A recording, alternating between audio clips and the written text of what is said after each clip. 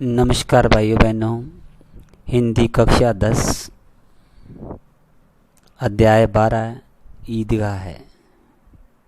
इससे पहले वाले वीडियो में अपने प्रेमचंद जी के जीवन परिचय के बारे में और उनकी कृतियों के बारे में, उनकी जितनी भी रचनाएं हैं उन पर अपने प्रकाश डाला था और पाठ परिचय पे दृष्टि डाली थी। अब अपने इस अध्याय में मुख्य रूप से जो बातें आई है उन पर अपने आज अध्ययन करेंगे। इससे आगे वाले वीडियो में फिर उनके प्रश्नोत्तर करवाए जाएंगे। तो यानी रमज़ान के पूरे 30 रोजे के बाद ईद आई। यानी रमज़ान का महीना होता है, मुस्लिम समाज के लोग 30 दिन रोजे रखकर 30वें के अंतिम दिन इस त्यौहार को मनाते हैं। ईद का त्यौहार मुस्लिम भाईचारे और एकता का प्रतीक के रूप में मनाया जाता है। कितना मनोहर, कितना सुहावना सुबह का समय था और पेड़ पौधों पे बहुत सुंदर हरियाली थी, खेतों में भी बहुत ही रौनक थी, आसमान में अजीब लालिमा थी। आज का सूर्य देखो कितना प्यारा है, कितना शीतल है, मानो संसार को ईद की बधाई दे रहा हो। यानी ईद वाले दिन स्वयं बस उस समय अपनी भारत भूमि धरती का वातावरण बहुत सुंदर था। और वैसे गाँव का वातावरण बहुत ही सुंदर होता है, खेतों में हरियाली है, गांव में सीधे साधे लोगों का जीवन है, निर्धन समाज की आस्था का इसमें चित्रण किया गया है। एक छोटे से गांव की जहां मुस्लिम समाज के लोग रहते हैं और उनके जीवन से संबंधित इसमें बातें बताई गई है और उनके रहन सहन और ईद का त्यौहार किस प्रकार खुशियों और उल्लास से मनाया जाता है इसकी। ईदगाह है, जाने की तैयारियां हो रही है। किसी के कुर्ते का बटन नहीं है, पड़ोस के घर से सुई धागा लेने दौड़ा जा रहा है। किसी के जूते कड़े हो गए, उनमें तेल डालने के लिए तेली की घर भागा। यानी चमड़े के जूते होते हैं, कई दिन उनको प्रयोग में नहीं लेते, बहुत सख्त हो जाते हैं, वो तेल वगैरह डालकर उनको सही किया जाता है। जल्दी जल्दी बैलों को सानी पानी दिया जाता है। यानी जल्दी जल्दी अपने खेती में जोतने वाले बैल हैं, उन बैलों को हरा चारा पानी दाना दिया जा रहा है। ईदगाह से लौटते लौटते दोपहर हो जाएगी। 3 कोस पैदल रास्ता है। यानी 3 कोस प्राचीन काल में जो दूरी नापी जाती थी वो कोस में नापी जाती थी। वर्तमान समय में अपने कह देते हैं 10 किलोमीटर, 20 किलोमीटर, इसी प्रकार 3 कोस। यानी एक कोस के अंदर लमसम 5 किलोमीटर की दूरी मानी जाती है। तो फिर सैकड़ों आदमियों से मिलना, मुलाकात करना, दोपहर से पहले आना असंभव है। लड़के ज़्यादा प्रसन्न हैं क्योंकि त्यौहार होता है। उस त्यौहार में सबसे ज़्यादा खुशियाँ बच्चों को होती है क्योंकि उनको नाना प्रकार की मिठाई, अनेक प्रकार के व्यंजन और खिलौने वगैरह मिलते हैं। तो त्यौहार में सबसे ज़्यादा खुशियाँ बच्चों में आती है और वो ज़्यादा खुश होते हैं। किसी ने 1 रोज़ा रखा है, वह भी दोपहर तक, किसी ने वह भी नहीं, लेकिन ईदगाह जाने की खुशी में बच्चे उनसे हिस्से की चीज़ है। रोज़ बड़े बूढ़ों के लिए होंगे, इनके लिए तो ईद है। यानी जो रोजे रखे जाते हैं उनमें बच्चे कम रखते हैं क्योंकि बच्चे रोज़ों के नियम का पालन नहीं कर पाते हैं, इसलिए बच्चों को रोज़े रखने की कुछ मनाही होती है। जब तक बच्चा समझदार न हो, उसके नियम और कायदे के बारे में न जानते, उन बच्चों से रोज़ा इस्लाम में नहीं रखवाया जाता है। रोज़ा समझदार और बड़े बूढ़े रखते हैं और खुशी से मनाते हैं। रोज़ ईद का नाम रटते हैं, आज वह आ गई। यानी 30 दिन इंतज़ार के बाद अब जल्दी पड़ी है कि लोग ईदगाह क्यों नहीं चलते। इन्होंने गृहस्थी की चिंताओं से क्या लेना है। कोई उनका उद्देश्य नहीं होता है घर की किसी प्रकार की चिंता का। सवैयों के लिए दूध और शक्कर घर में है या नहीं, इनकी बला से क्या, ये तो सवैयाँ खाएंगे। वह क्या जाने कि अब्बा जान क्यों बदहवास चौधरी कायम अली के घर दौड़े जा रहे हैं। उन्हें क्या खबर कि चौधरी आज आंखें बदल ले तो यह सारी ईद मुहर्रम हो जाएगी।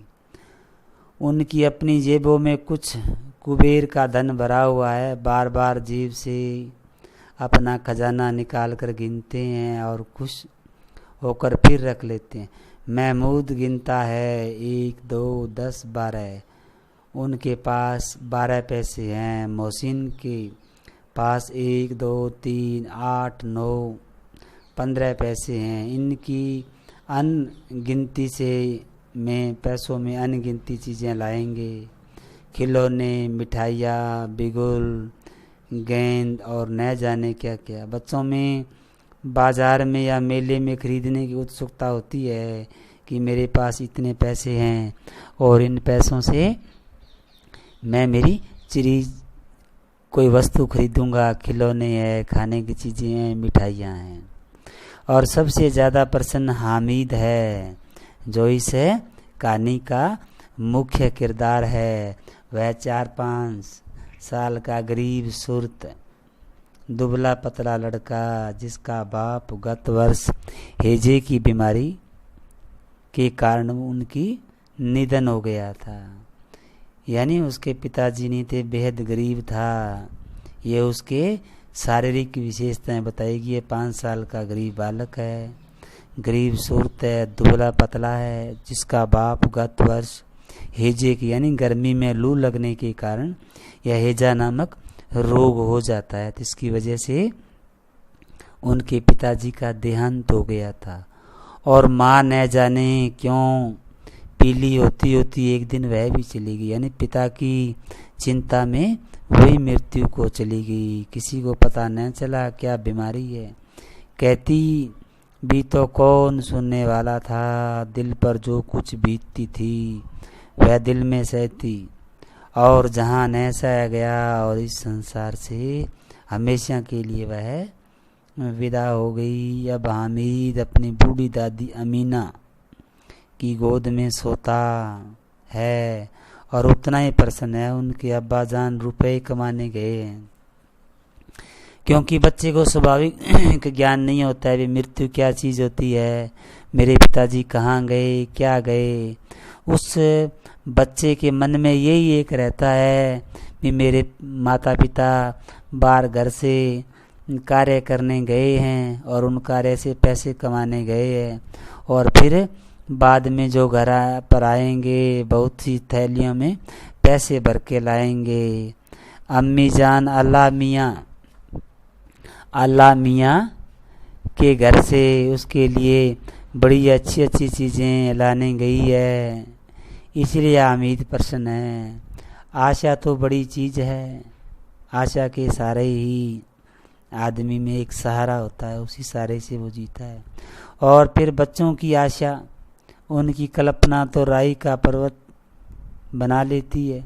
हामिद के पाँव में जूते नहीं हैं, सिर पर एक पुरानी दुरानी टोपी है जिसका गोटा काला पड़ गया है, यानी बार वाला जो धागे से जो बनाया जाता है सिरे का किनारे वाली चीज़। फिर भी वह प्रसन्न है। जब वह अब्बा जान थैलियाँ और अम्मी जान नियायतें लेकर आएगी तो वह दिल के अरमान निकाल लेगा। तब देखेगा महमूद, मोहसिन, नूरे, सम्मी कहाँ से उतने पैसे निकालेंगे। बालक में उत्सुकता है। ये 3 इसके दोस्त हैं, उनसे कहीं ज़्यादा मेरे पास पैसे होंगे। अभागिन अमीना अपनी कोठड़ी में बैठी रो रही है। आज ईद का दिन और उसके घर में दाना नहीं। आज आबिद होता तो क्या इसी तरह ईद आती और चली जाती। आबिद यानी उसके पुत्र का नाम था और हमीद का पिताजी। तो क्या इस तरह ईद आती चली जाती। इस अंधकार और निराशा में वह डूबी जा रही है, दुख है उसको बहुत ज़्यादा। किसने बुलाया था इस निगोड़ी ईद को। यानी जब दुखी होता है मन तो त्यौहार और खुशियाँ भी अच्छी नहीं लगती है। इस हिसाब से वो ईद को इस प्रकार शब्दों में प्रयुक्त करती है।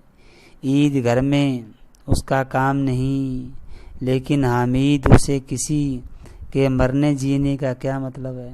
बच्चा है, उसके अंदर प्रकाश है, बार आशा है।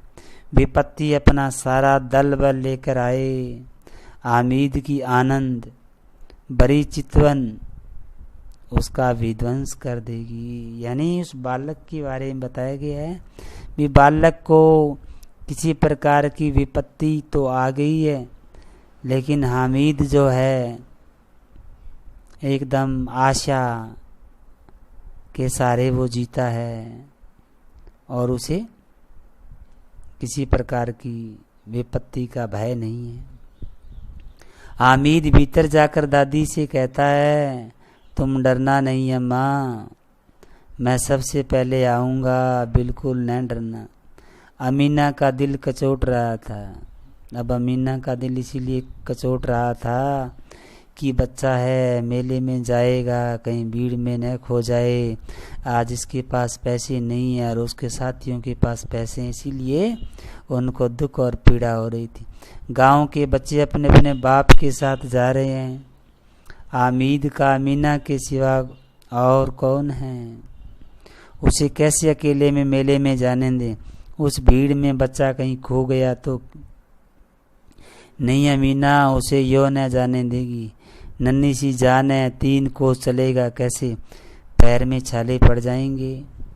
जूते भी नहीं है, वह थोड़ी दूर पर उसे गोद में ले लेगी, लेकिन यहाँ सवैया कौन पकाएगा। पैसे होते तो लौटते लौटते सब सामग्री जमा करके मैं उस बच्चे को चटपट घर में सारी चीज़ें उसको बना देती।